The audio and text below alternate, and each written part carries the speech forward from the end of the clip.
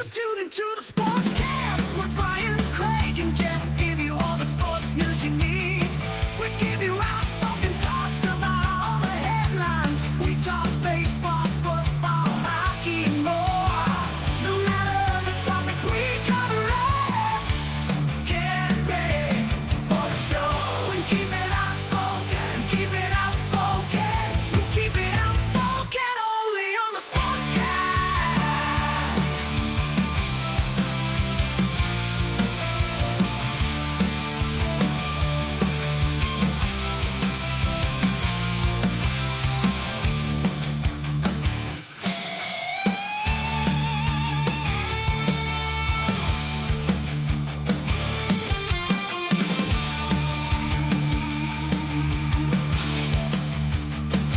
Tune into the Sportscast with Brian, Craig, and Jeff. Give you all the sports news you need.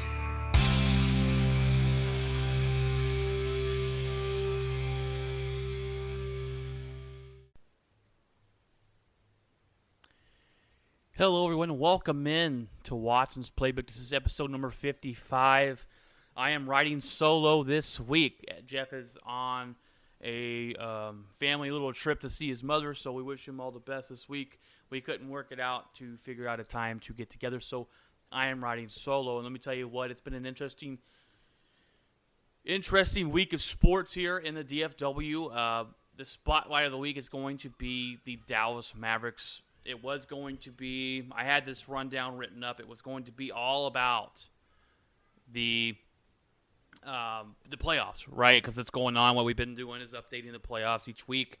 And, but there's so much news coming out of Dallas and so much drama and so much of everything else that definitely needed to take a look into that and just kind of give you my kind of thoughts and opinions on what's happening in Dallas. There's a lot of interesting information coming out with articles and everything else going into that. Then we got the headlines of the week. First of all, I want to thank you guys for coming out and taking time to listen to the show.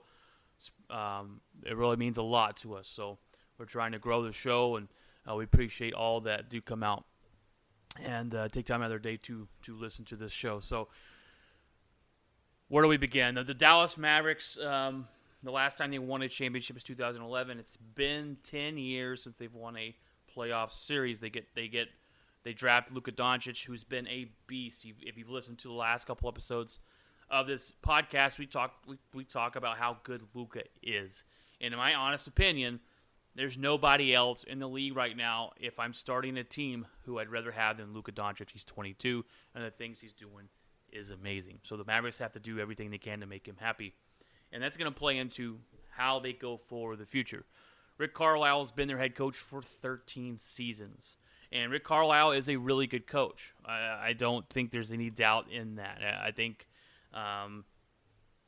he is smart. He knows the game. He still coaches. Like there's a lot of coaches in the league that kind of just, the stars really run the team and they kind of call the shots. But there's some still coaches out there like Greg Popovich and Rick Carlisle and Doc Rivers, I think, is one that really tries to, have their input on the game. And Rick Carlisle is really good. And the Mavericks, Mark Cuban and them have failed to get this team any help. They have failed to land free agents. Why is that? There's a lot of questions we have about the Dallas Mavericks. The Dallas Mavericks, they drafted Luka, and instantly you could see that the Dallas Mavericks just won the lottery. This guy is a superstar, and he's come on a lot stronger and faster than they thought. Last year, they lost in the first round of the playoffs to the Clippers. This season, to progress and see progression, making the playoffs wasn't going to cut it, in my opinion. If you want a successful season, you would have to win a playoff series. They met up against the Clippers. They had a chance to do so. They had a chance to beat the Clippers. They let Game 3 slip. They let the Clippers get back into it. They lost the winnable game in Game 6. And then Game 7, it was kind of over. The Clippers took over from there, and they ended up losing in the first round again. So, do you see that as a successful season? I don't really see that as maybe not a successful season. Making the playoffs you tend to be a successful year. They were the 5th seed this season, so they did good for themselves. Do you see this as a progressive season? You want to see your teams get better and better than last season, and sometimes you hit that bar. Like, I'm a Green Bay Packer fan, right? And we 13-3 the last 2 years. I can't expect us to be better than that each season. So you got to take it with a little bit of grain of salt, and you got to be realistic with these things. I think being in top 5 in the Western Conference is a good position. It was a good year, but they have to find a way to get the job done in the playoffs. And Mark Cuban and the Mavericks have not really supplied this team with a lot of talent. They're never able to land free agents. And then that's just kind of interesting to me that no one wants to come play. Luka Doncic's there now. We'll see if someone will team up with him in Dallas and go from there. Now, they do have Kristaps Porzingis, but to me, he's not a superstar. He's not a reliable player, and that thing may cave in this offseason. There's a lot of drama going on right now with the Dallas Mavericks. So there's an article that came out this week, and it talked about the drama going on. And it talks about specifically Donnie Nelson's the GM. He's been the GM for 23 years or something, for a long, long time. And this article goes through, and someone leaked something within the Dallas Mavericks. They're pretty tight-knit, and we usually don't see these stories leak out. We did see a couple years ago with a sexual scandal they were going on in the business offices, front offices over there that Mark Cuban said he knew nothing about. But stuff like this usually doesn't leak out of Dallas, so there was a leak, and maybe Donnie Nelson leaked it. Maybe he did. I think he is the one that probably leaked this out. But it talks about a guy named Bob Voulgaris, and this guy is they give you a little backstory. He built a system about betting on sports games. He became really rich. He ended up losing it all, and then he won a bunch of money again. He changed his system, and he's a numbers guy. He's a sports analytics specialist, if you might say. And the Mavericks hired him in 2018. And this article calls him a shadow GM. Basically, that this article talks about him having more control than Donnie Nelson, the actual GM. They talk about him throwing meetings, having meetings, and not even including the general manager of the Dallas Mavericks and Donnie Nelson. That's a red flag right there, in my opinion. You cannot be doing that stuff. I think Bob here overstepped his boundaries, and Donnie Nelson didn't like that, right? And who wouldn't? I wouldn't like that if someone at work is trying to do things without me, and I'm one running the team, and this guy's coming in here doing these things. This guy's been hired for 2018 and 19 and 20, and in this last season as well. His contract ended after this year. So Mark Cuban, we've been told, really respects this guy's opinions. He's analytics. It's the new part of sports. Analytics is kind of taken over basketball and football and baseball and things like that, where you got these numbers guys in there. They're changing the game to try to win and changing things you do. That's why you've seen these changes. That's why you see basketball is more of a three-point contest, and you see baseball's it's home runs and or strikeouts. That's really pretty much about it. Or football's gone to throwing the ball a lot more and not running the ball as much. So analytics have come in, and they've changed a lot of different things. But this guy is in there, and he's trying to be the GM, it sounds like. Donnie Nelson felt disrespected. He felt like, hey, Mark, this guy named Bob Voulgaris needs to stay in his lane. Well, it comes out that after 23 years, Donnie Nelson was fired from Mark Cuban. Now, of course, the Mavericks are going to come out as PR and say, we agreed to part ways. I think that's total BS. I think it's BS. I think after reading this article and listening to all this stuff, that he was definitely fired. And it was either him or Bob. And Bob won out. And Bob's not contractually with the team anymore, but I'm more than likely he'll probably be signed. I don't know why Mark Cuban let him go unless Luka says, hey, I don't want this guy back. Because Luka has had verbal altercations with Bob. He says he didn't really care for him. He hasn't come out in the media and says he doesn't like him. But behind the scenes, there's been altercations between him and Bob. And so there is an issue there. So we'll see if Mark Cuban brings him back and what capacity he does. There's a story in there about how Bob drafted players without even talking to the scouting team. That the scouting team wanted to go somewhere else in one direction, and Bob made the call by himself to go to a different direction. Now, I guess he was in direct line to Mark Cuban, so I guess Mark Cuban has the final call, but he basically got Mark Cuban to draft these players without even the scouting report or scouting team's help.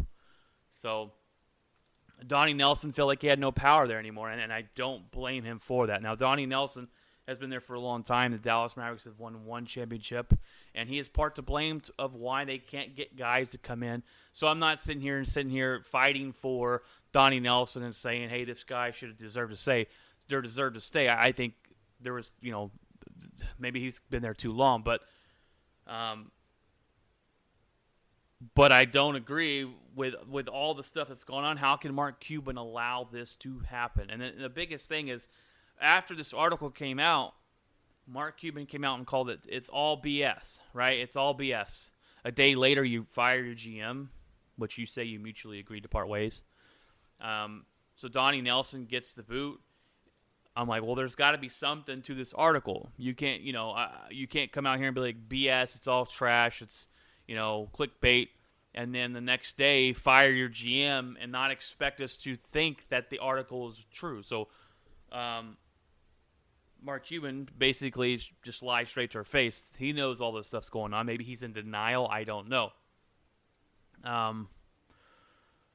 But in this article, it talks about, again, somebody would call Donnie Nelson, talk about a trade. He would give him one situation. That person would call again, and they'd get Bob, and he was giving different situations, different information, and it was confusing teams of, wait, what are we talking about here? What's going on? And you can have different guys answer the phone. That's no big deal. As long as you're all on the same team, as long as you're all doing the same, making the same decisions, where they don't make a trade up with Bob, and then Donnie's going, what in the heck did we just do? I didn't approve this. That's not what I, said over the phone. You have so much complications going on, a lot of confusion. You don't need that in your organization. When you got when you got more than one guy calling the shots, and you have a GM, and then you have, usually a lot of it is you have an owner who kind of stays out of it and just kind of gives you the money. GM runs the team, and coach coaches the sport. Excuse me. But Mark Cuban is a very hands-on owner. He's courtside. A lot of NBA owners are courtside. But he's having conversations with teammates, with team players on the bench. He's very involved. So you got him that wants to control everything. You got the GM that's trying to control everything and bettering the team. Then you got this third guy, Bob, who's an analytics guy who's overstepping his boundaries, in my opinion. And it's all confusing. You kind of look at the situation here with the Texas Rangers. They have two GMs right now. Why do you have two GMs? They have Josh Daniels. They have Chris Young. Who's making what decisions? It's kind of like if you've watched The Office, all right, and you have two managers. It's like, well, why do we need two? Why don't we pay him two managers to do this job that one could do? Michael Scott and Jim. And Michael Scott handles the bigger decisions, and Jim handles the day-to-day things. It gets confusing, right? That's what I'm trying to get here, too, is it gets confusing, and it gets probably frustration. And then you have people stepping on each other's toes, and then you get drama. You get this situation right here where crap hits the fan. And the Dallas Mavericks right now looks like a crap show of an organization of how it's run. It's funny. Jerry Jones gets blamed a lot, and the perception of him that he He wants to make every decision, and he's the one down there trying to run everything. But I think that's more of what Mark Cuban is actually doing, and I think that's where the confusion lies, and I think that's the problem in Dallas. And there's been problems with the Cowboys as well, and a lot of people blame Jerry Jones, and you can't change the owner, and you can't change the owner of Dallas Mavericks, but something's got to change here to going forward. Look, and I'm not saying that this is going to completely. I'm not saying Luka's leaving, and I'm not saying this might still turn out good for the Dallas Mavericks. We don't know. We don't know who's going to be the new GM. Did Mark Cuban decide to keep Bob Volagras and let go of Donnie Nelson? Say, well, sorry, about your luck. We're keeping Bob. It sounds like it. It sounds like he chose a guy that's been there since 2018 over a guy that's been there for 23, 24 years now. I'm always up for change, right? Change needs to happen after a while. In Green Bay, Mike McCarthy stayed there way too long. We needed change. We needed Ted Thompson out. Ted Thompson stayed there way too long. We needed change. After a coach is there for a long time, some of that same old message that they come in and they preach and they teach and they try to get you hyped up, right, to run through a wall and to play your heart. So sometimes you come in after hearing that after year, it gets stale, it gets dull, it's unmotivating. Really, it doesn't really motivate you anymore to play at your best. And once the team loses the message, it's time for change, coaching staff or whatnot, and general managers. And so I don't believe firing Donnie Nelson. If they came out and fired Donnie Nelson without any of this other complicated behind-the-scenes stuff, without this article coming out, then no big deal. I don't think we bat an eye, really, right? Because he's been there so long. They've only had one championship. I don't think we really bat an eye at that point. But because there's this article that says, hey, behind the scenes, all this is going on, and maybe Donnie leaked it, and maybe that's why Rick said, or not Rick, but Mark Cuban said, hey, we're going to have to let you go. We know you leaked it. I think Donnie would have every reason to leak this information if he was like, well, it's I'm so frustrated with this, and I need to let it known and be known out there. He has every reason to want to put this out there. My other question, too, is why did the Mavericks not call up Luka Doncic and ask him before they decided to fire Donnie Nelson? Because this is a move that Luka did not want, and he came out the other day and said he was disappointed in the move. That's not his decision making. He's known Donnie Nelson since he was like 14, 15, 16 years old. He's known him for a long, long time. And Luka found out the same day we found out. It may have been a little earlier in the day before the news broke. Why would you not consult your star player? Now, look, we're going through this right now, and I don't want to keep bringing Green Bay into this, but we're going through this right now in Green Bay. Aaron Rodgers wanted to make bigger decisions in the franchise. Do you believe that players deserve that type of respect and that type of decision-making? That's a tough, thin line to walk. Now, I believe in basketball, when it comes to basketball, there's only 5 players on the court. If you get a star player, when you have LeBron or you have Giannis or you have Kawhi Leonard, those are guys that can call the shots. LeBron James calls the shots all the time.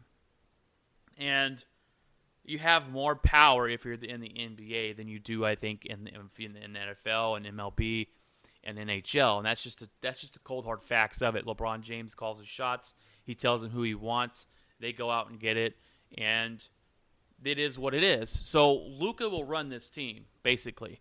If they want to keep Luka, they need to ask him, hey, what do you want? Who do you want? What do we need to surround you with? What player did you want to reach out to during free agency and get in here? Because Luka's going to make that decision. Now Luka will tell you at 22, that's not most of them will say, that's not my decision. I'm not the one making those choices. But usually, behind the scenes, they have a big input in it. But Luka Doncic didn't know about Donnie Nelson until we knew. And I think that's a big issue right there because Donnie Nelson has known Luka's whole family for a long, long time. So that's another red flag from Mark Cuban, I think. I'm like, why are you not telling Luka, giving him a heads up, or just not even doing that, calling him up and say, hey, Luka, we're looking at firing Donnie Nelson. These are the reasons why. What is your opinions on that? Or, hey, Luka, Donnie Nelson, we believe, is the one who leaked all this information out to the media. We have to fire him. Give him a heads up or ask his opinion on it. I don't know if they fired him because of the leak. There's speculation that he came in there and said, hey, this is what's going on. I don't like it. And Donnie Nelson didn't expect to be fired, but it was kind of, they couldn't see eye to eye, and it's time for them to leave. Now that, I'm telling you, they're saying that they agreed to move on, but mutually separate.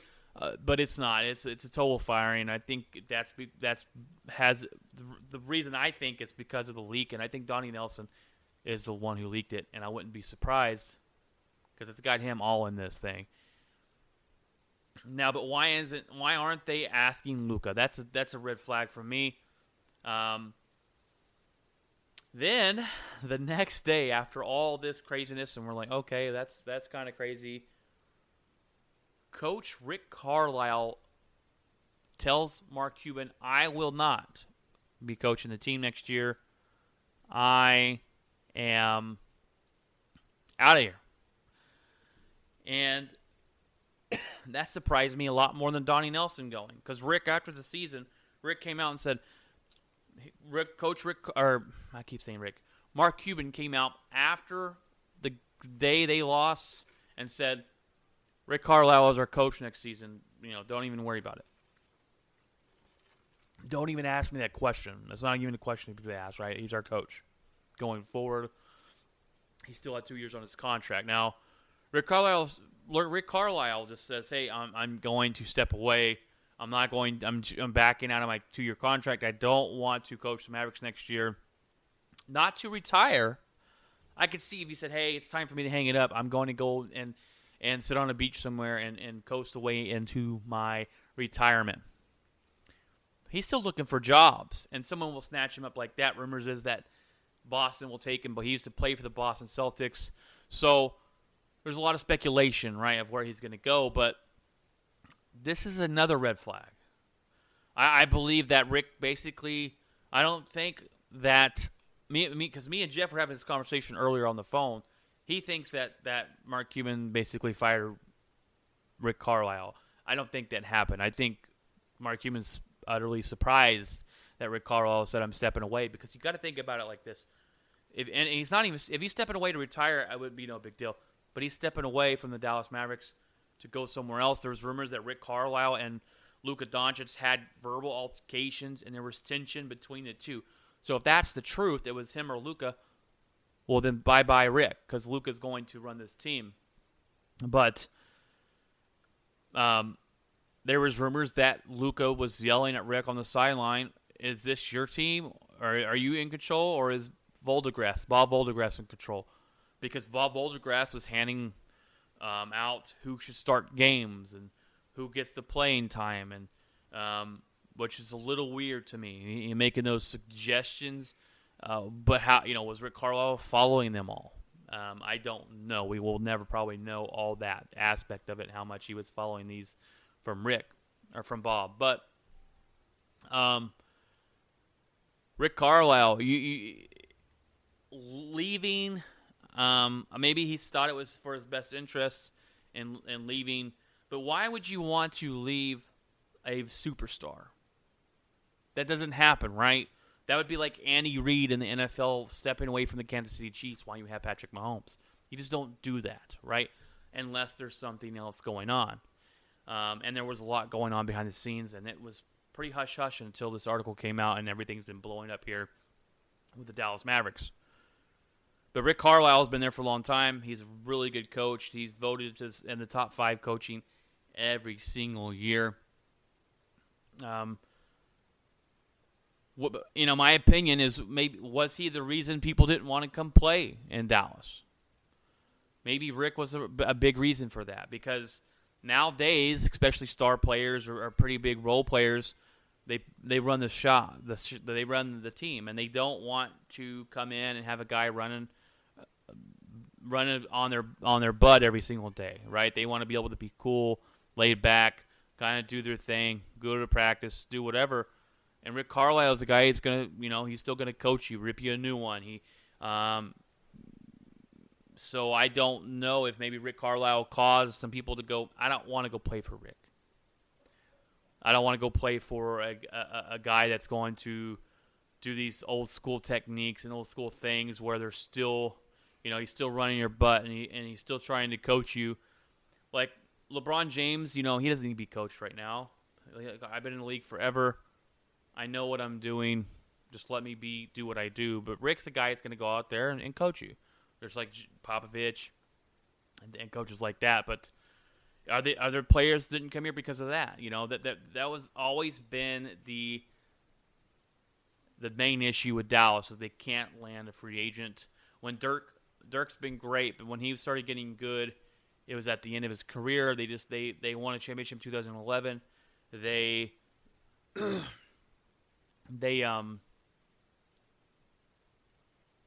let go of the whole team basically after they won it. That was a one-and-done team. I don't think they would have gone back and won more. Mark Cuban knew that. They kind of let everybody go. So there wasn't really any superstars coming into the team to try and continue going. But Rick Carlisle stepping down, I do think that is just a shocker to Mark Cuban. And maybe Jeff, maybe we can get on here a little bit next week and get his opinions on these things, because me and him have different opinions on this. He thinks that Rick was given an ultimatum, and he thinks that Donnie. He thinks, I don't know. We really didn't get into Donnie Nelson too much, but and this episode's called the Cuban Maverick crisis, and it's a crisis right now. It's a crap show. It is a lot of behind the scenes frustrations and turmoil. But I'm not saying this couldn't turn out to be a good thing, right? Change is needed sometimes, and when you've got a coach that's been there 13 years and you got a general manager that's been there 24 years, getting a new coach, getting a new GM, and seeing where this goes could be a really good thing for the Dallas Mavericks. I'm really interested to see if they bring Bob Voldegras back. It's talked about how Mark really respects him, and Mark likes his input. So we'll see. I know Luka doesn't like him, and maybe that was the final thing. Is Luka said, hey, maybe because Luka came out and saying he was sad about Donnie. He didn't come out and say anything about Rick Carlisle.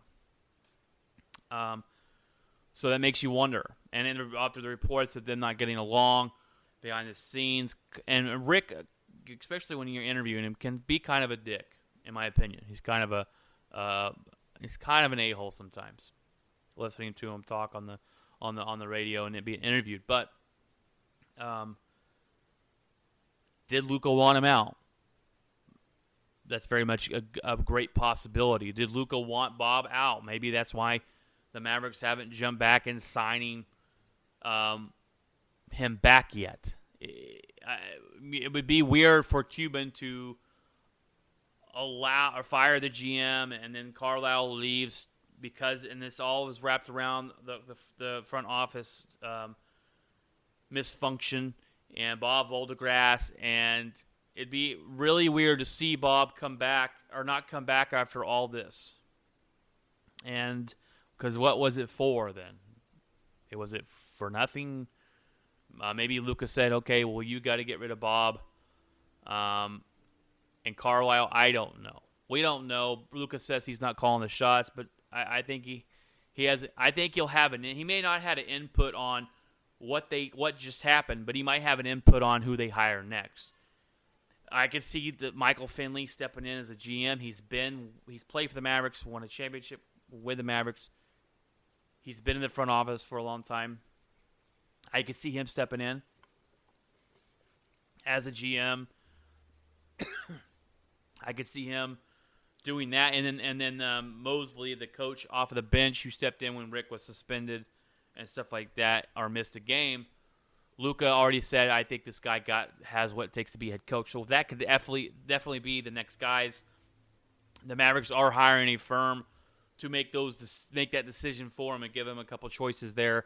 We'll see. I'm interested to see if Jason Kidd's going to get a look. I saw a little news earlier that said the Dallas Mavericks are considering Jason Kidd because he played for the Dallas Mavericks. So there's a lot of stuff still going on.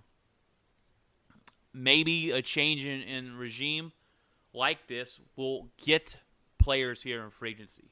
And that's the biggest thing. The next GM and the next head coach have to be able to get free agents to come play in Dallas, and it should be pretty easy to want to come play with Luka Doncic.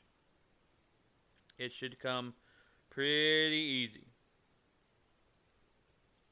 I'd want to play with Luka, right? He's a guy that not only does he score his own points, but he gets everyone else involved. And the ball is mainly in his hands, but it's because right now it has to be. And I think one thing they're missing, and it's been a big thing that they've talked about all week, is they need another guy that can handle the ball. That Luka doesn't have to, handle the ball all the time on the court and facilitate everybody else's offense along with his own and taking some stuff off his plate, where in the fourth quarter you don't see him die out where he only puts up 2 or 3 points. I think that was the biggest thing this year in the playoffs is they wanted he'd have to come out and put up almost 40 points, but in the fourth quarter it would see him only score like 4 points because he was tired, and so they needed another guy like that. They were talking about Kemba Walker, would have been interesting, but he just got traded today to the Oklahoma City Thunder out of Boston. So some interesting things going on around the league, but the Dallas Mavericks have been top stories everywhere with all the drama that's going on there and everything else. So that's my 2 cents. I think Mark Cuban right now is kind of looking foolish. He's looking like a liar. He's lied to us before, and he's lied to us now, and it's just a crap show right now. And I'm not saying they can't turn this around, and you got Luka, so you're set up for the future. It's about bringing back guys like Tim Hardaway Jr. and finding out what you want to do with Porzingis, and is he going to be here for the long run, and everything else that you got to do. But you got to get players in here, and it's going to be at all costs. I am fine with everything. I'm fine with the firings and the walking aways if this is what Luka wants. Because ultimately, at the end of the day, like I told you, Luka's going to run this team. And whether you think he should, that's not the question. Luka's going to run this team. LeBron James runs the Lakers. LeBron James ran Cleveland. Giannis runs Milwaukee. They bend over backwards to bring these guys in. Kawhi Leonard. They bent over backwards in Houston for James Harden. Didn't work out, but they did. So Luka's going to run this team. And all this stuff going forward, if Luka, this is what Luka wants. He wants Donnie Nelson gone, and he wants Rick Carlisle gone. I'm totally fine with that. That's no big deal. You give Luka what he wants, and you make him happy. Now he's going to sign the 5-year extension. I don't think any of the stuff that's happened is going to cause him to not sign that big contract. And that's $200 million contract. I don't know anybody else is leaving it on the table. But say in 3 years. What about in 3 years? These next 5 years for Dallas Mavericks will be the most critical 5 years in franchise history. Okay? Keeping Luka happy. Keeping Luka there. I've talked about it before. If they do not give him any help, he will not remain in Dallas. And I do not blame him. I do not blame him. You look at where he's come from. He's come from overseas where he played with teams like the LA Lakers. They were the Lakers overseas. He wanted the spotlight. He wanted to win, and they did a lot of winning over there. He likes to win. He has a lot of passion for the game. When they lost the championship game, he's on the sideline crying. Okay, I want that guy on my team. Luka, free agents should be flocking to Dallas to play with him. Because if these next 5 years don't go as well, and it may be maybe 3 years don't go as well, I can see Luka demanding out. It would not surprise me. Now, do I like that? No, I want to see guys. I like the guys who stay with teams, so the Kobe Bryants, the Dirk Nowinskis. The league has changed, right? The league has changed to going and teaming up with guys and being a super team. I don't like super teams too much. I think it takes away from the fun of the game. But Dallas Mavericks, and if you're a Dallas Mavericks fans, you should be throwing out the hashtag every day of get Luka some help. That's all we really care about, right? That's all you guys should care about is getting Luka some help. And if these decisions that just happened over the last couple of days, Luka approved, I'm fine with it. I'm fine with it. And you Dallas Maverick fans should be as well. But I'm not fine with the behind-the-scenes, people overstepping their boundaries, all the craziness that's gone on. I'm not fine with, and I'm not a big fan of Mark Cuban in general. He's a smart man, but he doesn't do that great in basketball. And he's become, it's interesting because both Dallas owners, right, Dallas Cowboys and the Dallas Mavericks, there's a lot of drama with them, and it's a lot of drama. Okay, I'm trying to piece together what I want to say here. I didn't know though that Mark Cuban would be more drama than Jerry Jones has seemed to be the last couple of years. Jerry Jones has been pretty mellow with the drama and their team in the last couple of seasons, but Mark Cuban, man, Mark Cuban is not looking too good right now. And my buddy Ryan, I texted him about all this earlier, and he says he thinks this is going to be better for the team. And that, like I said, that could happen. If you go sit down with Luka, you start making those decisions, and it's what Luka wants, then I think you're totally fine. I think it could end up being fine. But if they bring back Bob Voldegrass, and Luka's not a big fan of his, which we've already talked about how he's not, and it's in the article, then I think you're going to have issues. And Mark Cuban's got to put that ego behind. He's he's got a big ego, and he's very full of himself, and he's delusional about all this stuff that's going on. He needs to have a better mirror to look at in the morning about his own franchise, because this whole article came out. He called it all BS, clickbait. It's all crap. And then 2 days later, you got the GM fired or mutually agreed to let go. And you got your head coach, who is also friends with the GM, stepping down in Dallas. So you've got to have a bigger mirror, Mark Cuban, to look at yourself. And I stop being so delusional. I think that's the correct word here for the Dallas Mavericks owner. So we'll see what happens. And maybe Donnie Nelson was fired just because of the fact that you couldn't get enough help for the Dallas Mavericks. He couldn't set a roster up for success with Luka this season. That could all be true too. It all probably gets thrown into the pot at the end of the day. So that is my 2 cents on all the Dallas Mavericks drama and frustrations and the article that came out. It's been pretty interesting. So other things and other news in the NBA, the Suns pull out the brooms as they sweep the Denver Nuggets and send the MVP of the league home way too early. They lost, Denver lost Murray this season, so I totally understand the frustrations of trying to win without your other key player. But to get swept out is pretty embarrassing, especially for the MVP of the season. You've got Kevin Durant playing out of his mind. He put up 49 points, 17 rebounds, and 10 assists the other night. Or 17 assists and 10 rebounds, something like that. He had to do that to go ahead and win, because James Harden's been out. He did play that game, but he was 1 for 10. He really wasn't anything out there. Kyrie Irving's still out with his ankle injury. The Bucks win last night and force a Game 7. So we'll see an all-out Game 7 between the Bucks and the Nets. Now I'm hoping the Nets fall on their face and hope the Bucks win, because I cannot stand Kyrie Irving and I cannot stand Kevin Durant. And If you listen to this podcast, you probably know that by now. But that's going on. You got the Clippers, the Jazz, man. The Jazz go up 2 games. They lose 2 games in a row. Series is tied.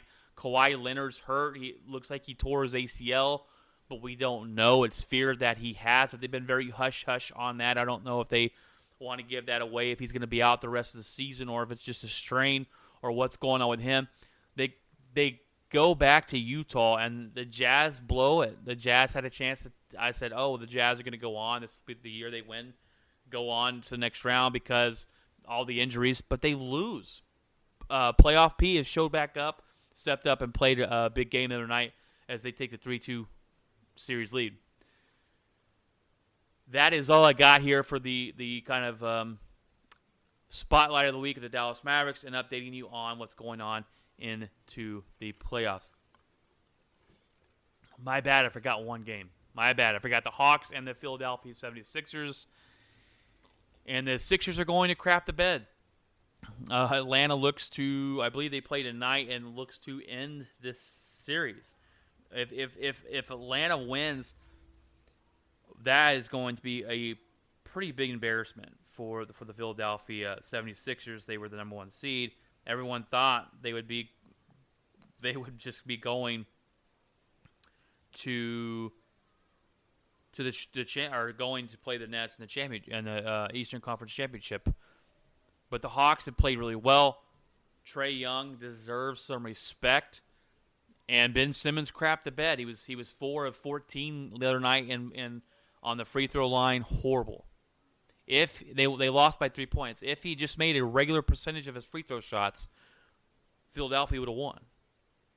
Embiid's been playing lights out, but you cannot have one player playing lights out and everyone else not playing very good to depend on you winning a championship. And I think this has been Simmons' last season with the Philadelphia 76ers. And people want to call him a superstar or a star. He's not. He doesn't shoot the ball well. He doesn't score the ball well.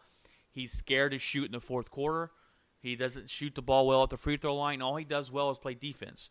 And in this league like today, that's not all you can do well. You've got to put up points or you're not going to get paid. And I don't know who's going to take him and then pay him big bucks if he can't do that for you. I hope Atlanta takes him out. It'd be pretty funny and pretty interesting. All right, guys, let's head over to the headlines of the week. So this last week, one of the headlines was Donnie Nelson being fired. But then after all this came out the next day, I said this has got to be the main topic. It's just too good not to talk about. So the headlines of the week this week, though, we got Denmark Christian Eriksen, soccer player, collapsed in a match last week. He went into cardiac arrest and was actually dead on the field, but was revived later with a defibrillator. Eriksen is doing fine now as he rests in the hospital. What a scary ordeal that was, and prayers for his family, prayers for him to figure out what caused that so he can get back there on the field eventually. But that's really scary, scary situation, and it's kind of not funny, but it's weird and interesting that he's a soccer player. He's probably in really good shape, right? They run around a lot, probably in really good shape. That he could just go into heart failure, or have something go wrong with him. I'm a overweight dad bod guy, and I worry about having a heart attack or having those heart issues. But I'm knock on wood, haven't had any of that. So we prayers for his family. Hope he gets back to join his team sooner than later, and they can figure out what caused him to do that, so it doesn't happen again. And respect to the soccer teams that game was postponed. That the fans, even some fans were crying. They let the fans went home.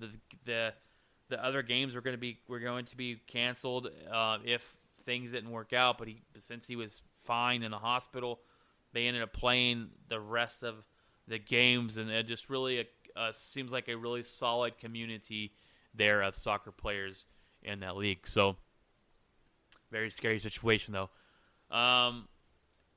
Well, in last week's episode, it was called Sticky Situations. We talked about a couple of sticky situations, but the main one was about in Major League Baseball cracking down on pitchers using substances to get better grips on the ball and control their spin rate. And the better spin rate you have on the ball, the better you are at striking players out and putting movement on the ball to be a better pitcher.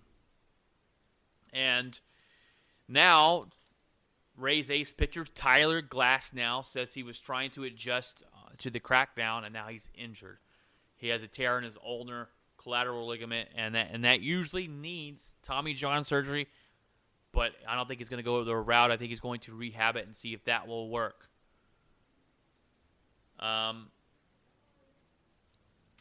This is causing a big rift in Major League Baseball, and the reason why is because they decided to do this in the middle of the season. Why? Because Rob Manfred is a moron. This is changing the way that pitchers pitch the ball. That's changing the ways. And then you can say, well, maybe next time you shouldn't cheat.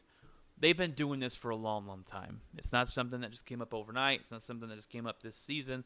They've been doing it for a long time. And baseball is very hypocritical. Back in the day, probably my favorite time of baseball is the steroid era.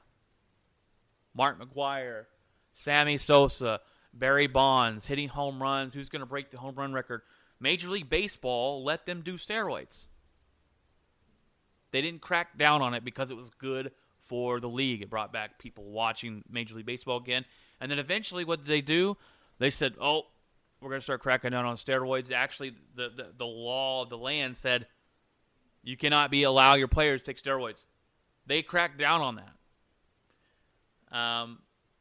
And now it's looked down upon, and steroids are bad, and yes, I understand they are bad for your body and all that stuff behind it. But now, after years and years of allowing pitchers to do this, and they're going, well, man, we're having too many strikeouts. Batters can't hit the ball. It's unfair.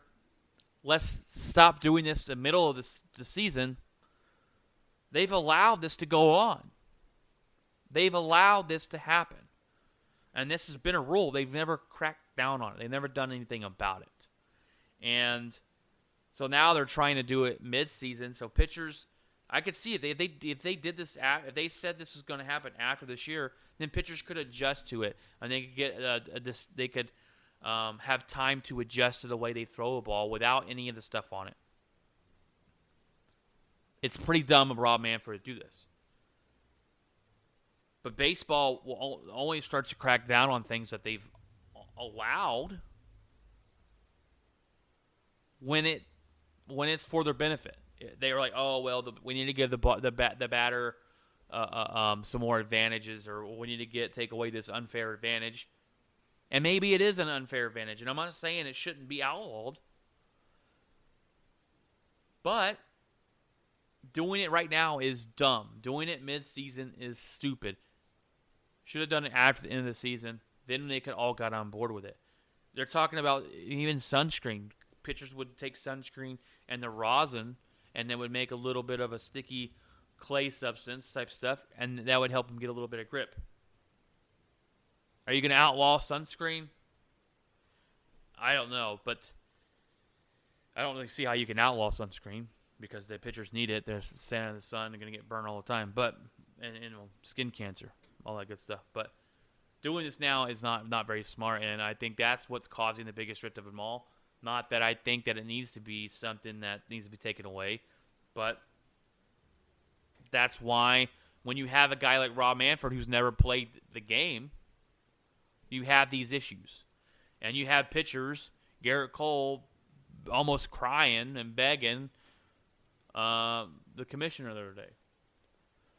So that's very interesting now that this is taking place, and this is one of the main reasons is pitchers are going to get hurt because you're changing the way they're gripping the ball. You're changing the way they hold the ball.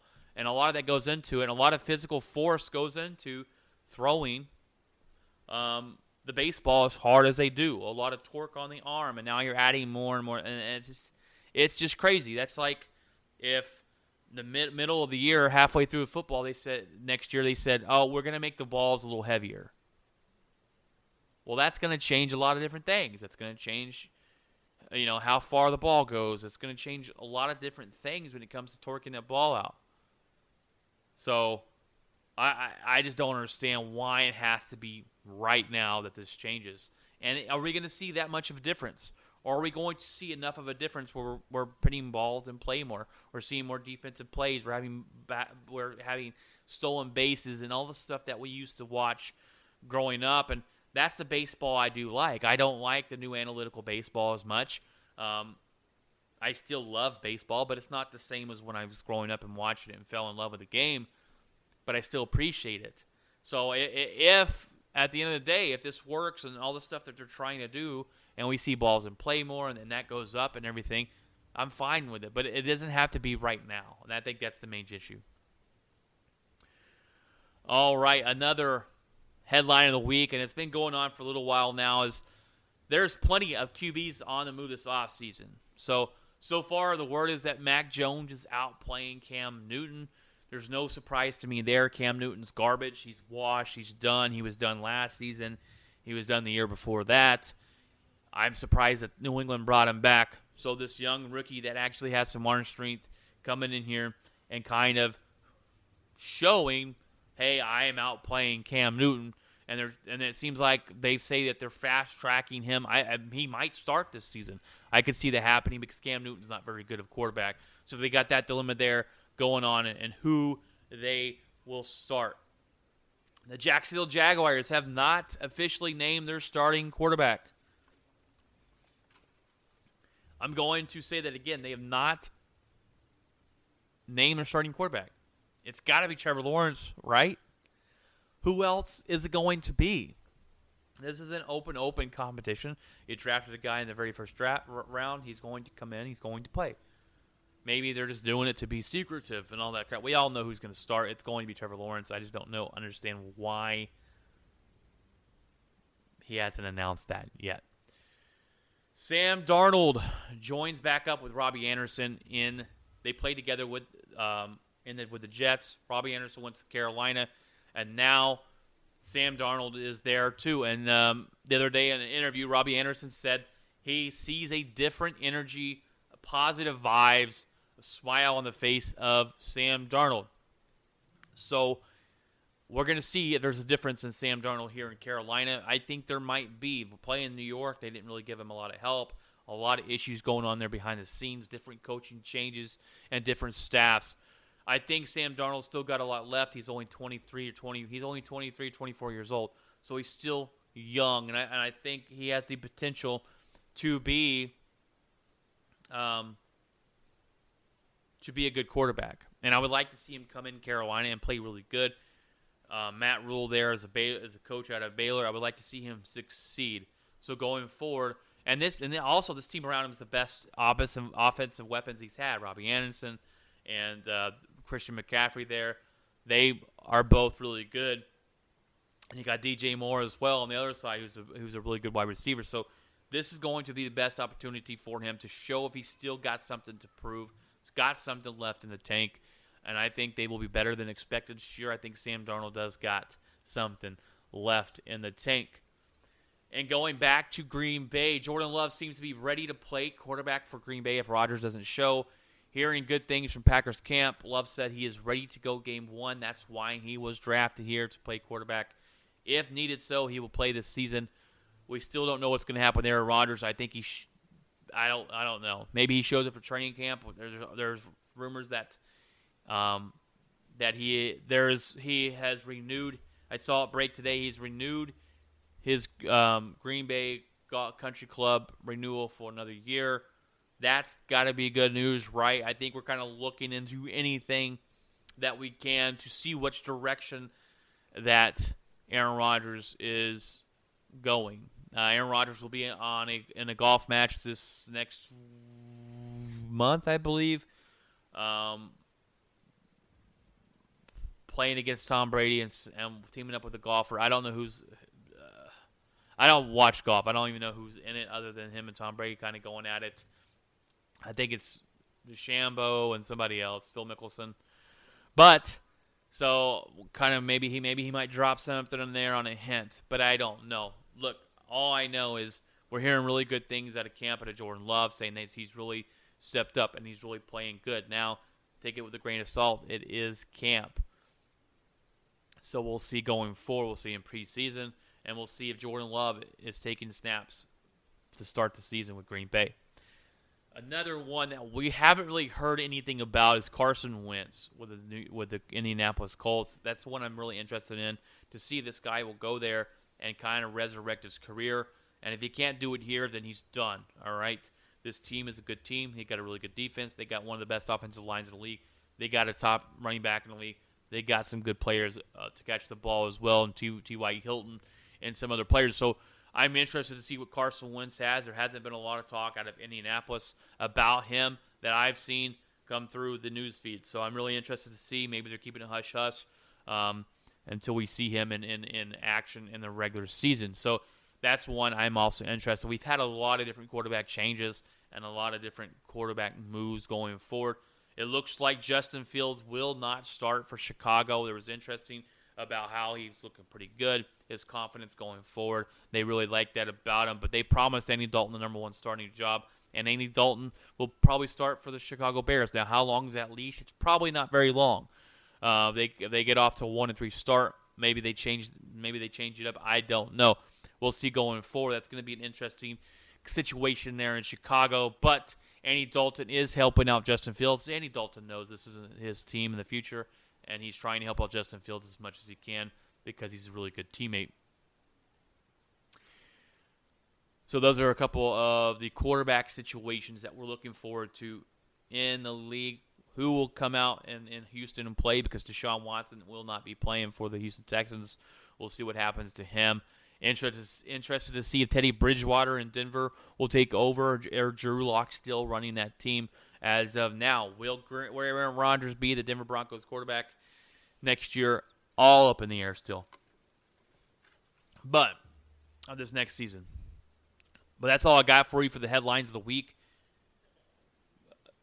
What a good show I think this has been. I was looking forward to jumping on here and talking about the Dallas Maverick situation going on and all that drama building up there. In my locker this week, it's been a pretty good week. I ran a new route this week. My buddy's been on vacation, so I'm a swing driver, so I will pick up the routes when our workers and employees go on vacation.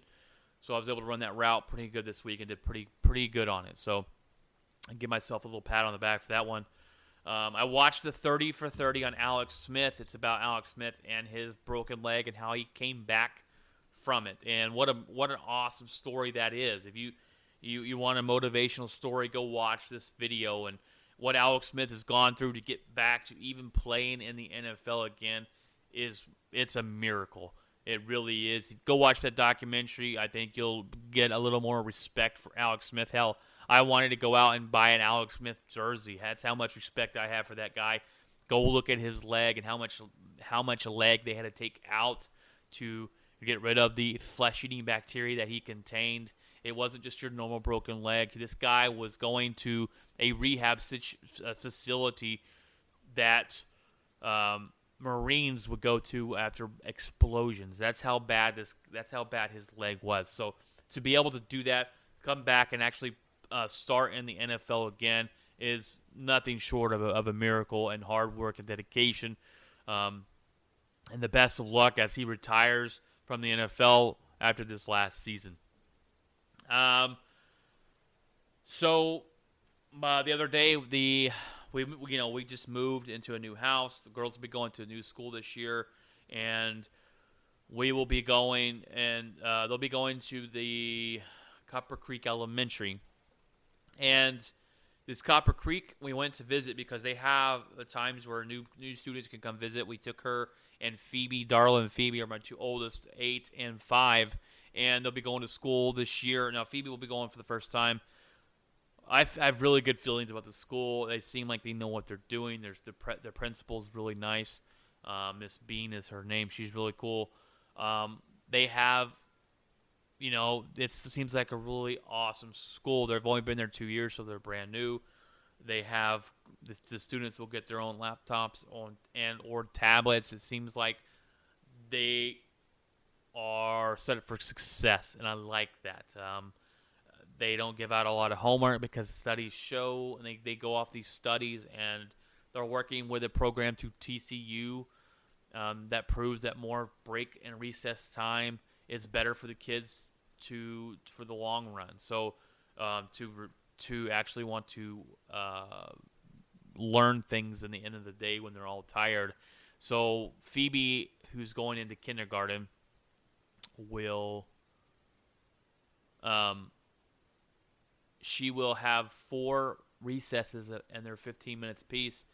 Darla, who's going into 3rd grade, has 3 20-minute recesses a day, and they found that gives these kids a better attention span later on during the day to do these things. And I really like that. I really like that they look at these researches, and they go off of these studies that have shown these things, and I really like that. And I think that they're set for success, and that's one major reason when we moved where we did. We knew the schools were good, and that's great for my kids to have the education, and we were extremely blessed. So it's within walking distance of the house, so that's nice as well. So we got that going on, and Darla gets baptized on the 26th, and that's not this weekend, but it's the weekend after. And I will be baptizing her, so I have been a little bit nervous about it because I've never baptized anybody before. So I think it's kind of cool that I get to do that for her, and it's going to be a big day for us. We're going to have all her family over here after that to celebrate and just look at the new house and everything. So that's what I got in my locker this week. I don't think I got anything else. Guys, it is, I want to give a shout-out to my awesome wife. Let me go ahead and give her a little oh, is it not working? It's not working. Oh, I was going to give you a clapping ovation here, but it doesn't seem to be working. So, I want to give a shout out to my wife. It's Father's Day Sunday this weekend, and she's hit it out of the park on the Father's Day gifts. Now, she got me a gaming chair. She told me I got 2 presents. She got me a gaming chair. One of those ones that are kind of like almost a little L shape a little bit, and then you sit on it on the floor, but it's kind of raised up a little bit, and it swivels and it rocks. It's very comfortable, and I really enjoyed it. And then today, the other gift came in, and my goodness, it is a Green Bay Packer. Why did I just lose the train of thought on what it was? Cornhole set. So I got my own very cornhole set for the house. When people come over, we can play some cornhole and enjoy playing it. Line of looking at the Green Bay stuff is even more better. So I want to thank you for that, babe. And I want to say thank you to all thank you and happy Father's Day to all those fathers out there listening to this. It is the best thing in the world to be called dad and to be called father. I have 4 beautiful girls.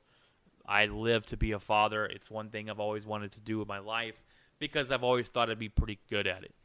I am a proud dad girl, and you can easily see that if you see me walking around. I usually have painted toenails. That happens when you got a house full of women. So I wouldn't have it any other way. I'm grateful to be a father. I know some people out there that can't have kids, and that sucks. But I don't know why I went that direction with it, but no, I'm blessed to be a father, and it's the best thing that's ever happened to me is having kids. And if you're not a father, hopefully one day you will be, to be able to experience the joy and happiness that your kids can bring you, along with the stress and the frustrations and all of the emotions they make you feel.